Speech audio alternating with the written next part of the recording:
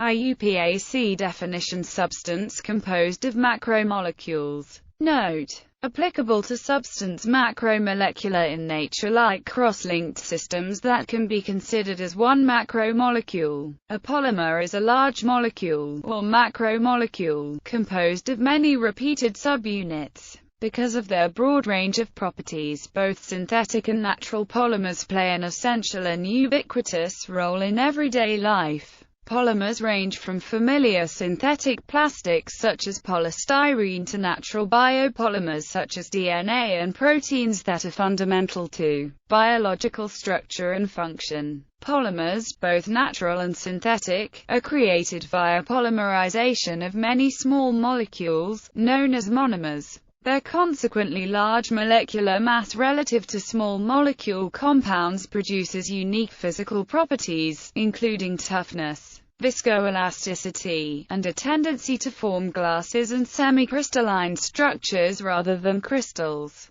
The term polymer derives from the ancient Greek word pi omicron lambda epsilon sigma and mu epsilon rho omicron sigma, and refers to a molecule whose structure is composed of multiple repeating units, from which originates a characteristic of high relative molecular mass and attendant properties. The units composing polymers derive actually or conceptually from molecules of low relative molecular mass. The term was coined in 1833 by Jöns Jacob Berzelius, though with a definition distinct from the modern IUPAC definition. The modern concept of polymers as covalently bonded macromolecular structures was proposed in 1920 by Hermann Staudinger, who spent the next decade finding experimental evidence for this hypothesis. Polymers are studied in the fields of biophysics and macromolecular science, and polymer science.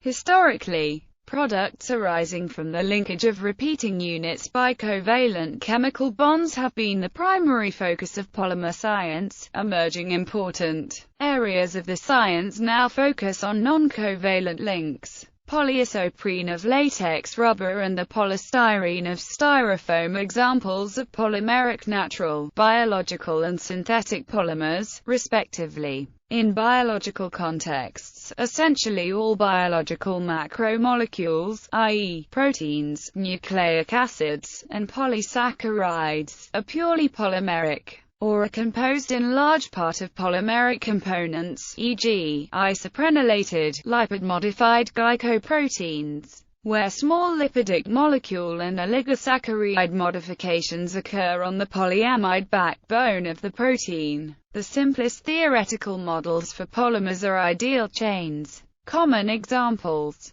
Polymers are of two types. Natural polymeric materials such as shellac, amber, wool, silk and natural rubber have been used for centuries. A variety of other natural polymers exist, such as cellulose, which is the main constituent of wood and paper. The list of synthetic polymers includes synthetic rubber, phenol formaldehyde resin, neoprene, nylon, polyvinyl chloride, polystyrene, polyethylene, polypropylene, polyacrylonitrile, PVB, silicone, and many more. Most commonly, the continuously linked backbone of a polymer used for the preparation of plastics consists mainly of carbon atoms. A simple example is polyethylene, whose repeating unit is based on ethylene monomer. However, other structures do exist. For example, elements such as silicon form familiar materials such as silicones, examples being silly putty and waterproof plumbing sealant.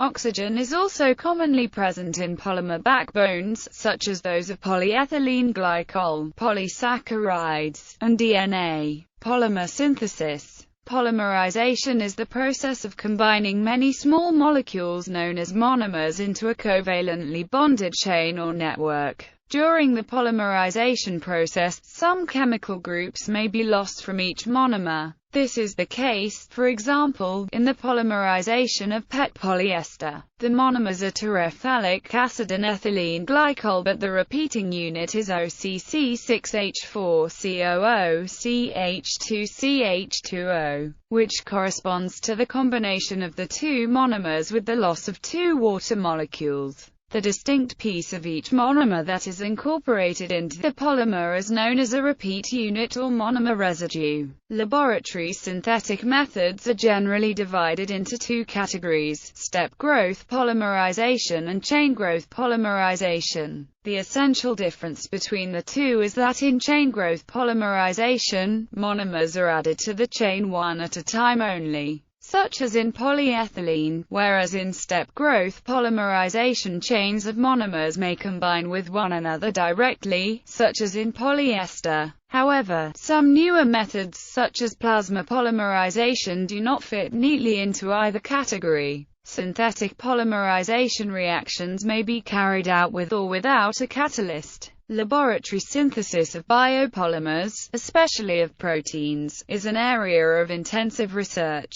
Biological synthesis. There are three main classes of biopolymers: polysaccharides, polypeptides, and polynucleotides. In living cells, they may be synthesized by enzyme-mediated processes, such as the formation of DNA catalyzed by DNA polymerase. The synthesis of proteins involves multiple enzyme-mediated processes to transcribe genetic information from the DNA to RNA and subsequently translate that information to synthesize the specified protein from amino acids. The protein may be modified further following translation in order to provide appropriate structure and functioning. There are other biopolymers such as rubber, suberin, melanin and lignin. Modification of natural polymers. Naturally occurring polymers such as cotton, starch and rubber were familiar materials for years before synthetic polymers such as polyethylene and perspex appeared on the market. Many commercially important polymers are synthesized by chemical modification of naturally occurring polymers.